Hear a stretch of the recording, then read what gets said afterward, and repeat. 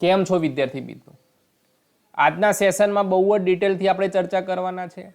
બહુ મહત્વપૂર્ણ ભરતી મિત્રો આવી ગઈ છે ભાવનગર મહાનગરપાલિકા દ્વારા. સ્ટેપ બાય સ્ટેપ આજના સેશનમાં આપણે ડિટેલથી આગળ વધવાના છે. ભાવનગર મ્યુનિસિપલ કોર્પોરેશન દ્વારા મિત્રો આપણે ખાસ યાદ રાખવાનું છે તકેદારી સાથે.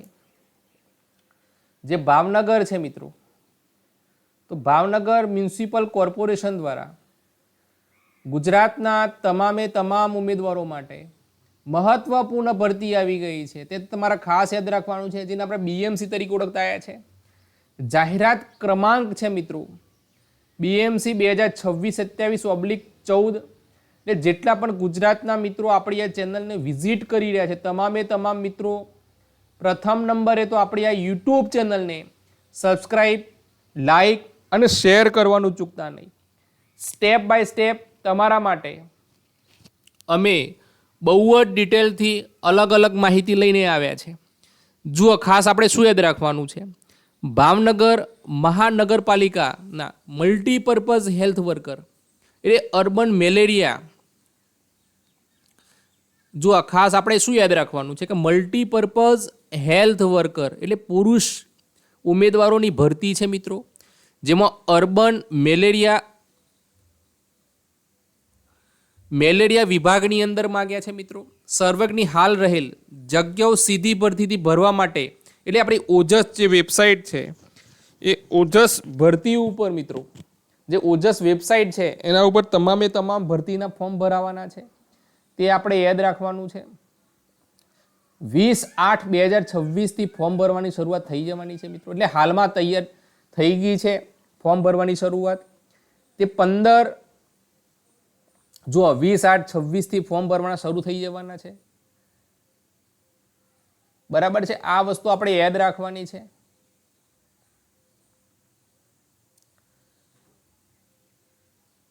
ત્યાર પછી આગળ જુઓ, ક્રમાંક આપ્યું છે મલ્ટીપર્પઝ હેલ્થ વર્કરની ટોટલ કેટલી જગ્યા દર્શાવી છે.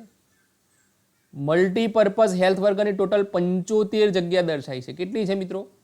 75 જગ્યા છે. બહુ આનંદના અને ખુશીના સમાચાર. સામાન્ય જગ્યા ન કહી શકાય મિત્રો, 75 જગ્યા છે. એટલે જે મિત્રો ઈચ્છુક છે તો તમામ ઉમેદવારો આ ભરતીના ફોર્મ ભરી દેવાના છે આપણે. ચાલો ત્યાર પછી થોડા આગળ વધીએ આપણે.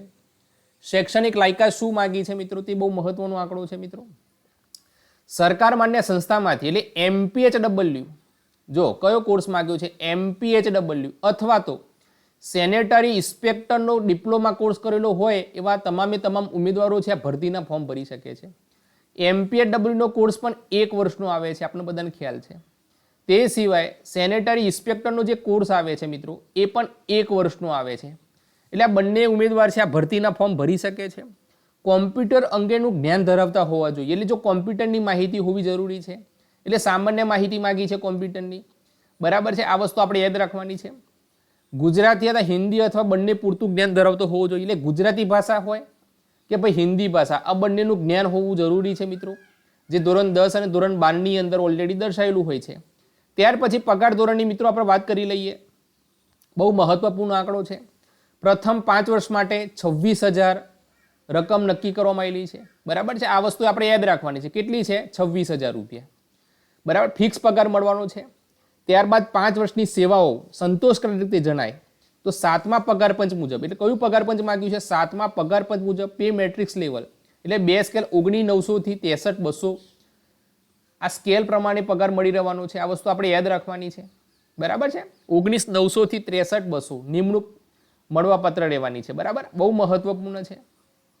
ચાલો આગળ.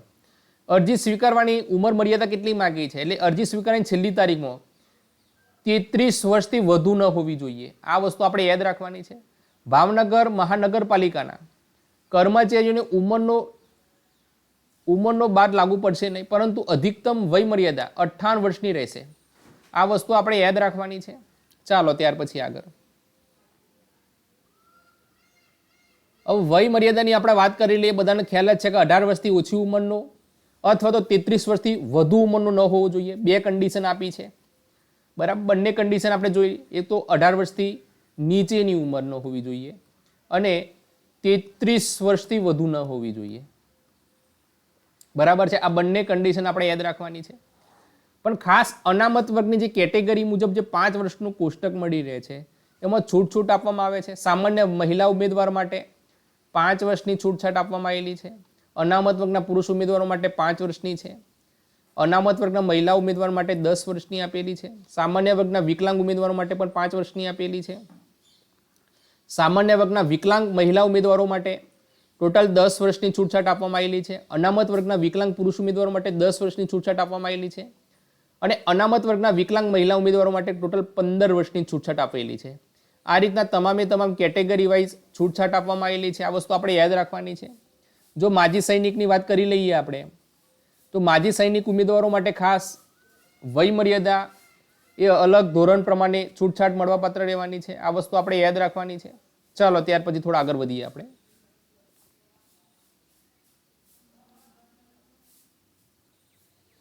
હવે જગ્યાની આપણે વાત કરી લઈ. અનામત જગ્યાઓની વિગત ઓલરેડી દર્શાવેલી છે. ટોટલ જગ્યાઓ કેટલી છે જુઓ, આપણે આગળ પણ જોઈ ગયા છે. ટોટલ 75 જગ્યા દર્શાવી છે. કેટલી છે? 75 જગ્યા છે. એમાં બિન અનામતમાં સામાન્યમાં 31 બેઠકો દર્શાવી છે.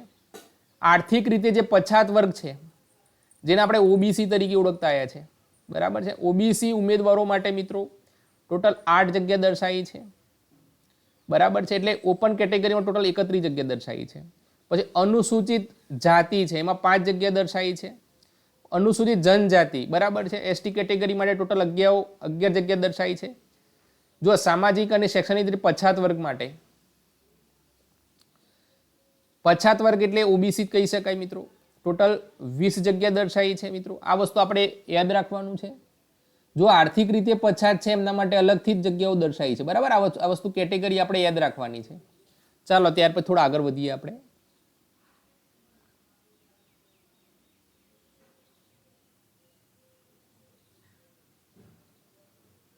જો આર્થિક રીતે જે પછાત વર્ગ છે ને મિત્રો, આ ખાસ આપણે યાદ રાખવાનું છે. સામાન્ય જગ્યાઓ માગી છે બિન અનામતની, એટલે સામાન્ય જગ્યામાં આપણે જોવા જઈએ તો ઈડબ્લ્યુએસ વાળા, આ આર્થિક રીતે પછાત વર્ગમાં ઈડબ્લ્યુએસ છે, આ બધાનો સમાવેશ થશે, બરાબર. 8 જગ્યાઓ ટોટલ આપી છે. આ વસ્તુ આપણે યાદ રાખવાની છે. ચાલો ત્યાર પછી થોડા આગળ વધીએ.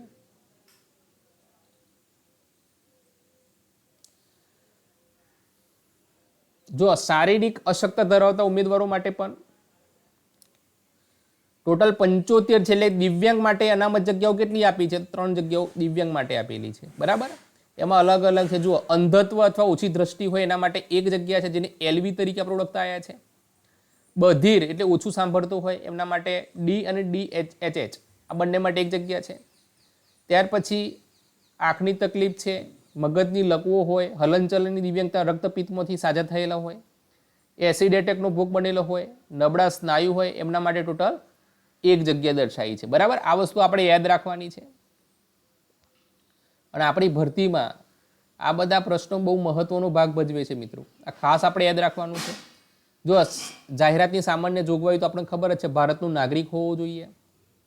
ત્યાર પછી નેપાળનો પ્રજાજન હોય અથવા તો ભૂતાનનો પ્રજાજન હોય અથવા મૂળ ભારતીય વ્યક્તિ હોય. તમામ વસ્તુ આપણે ઓલરેડી સામેલ કરી દીધી છે આપણી અંદર.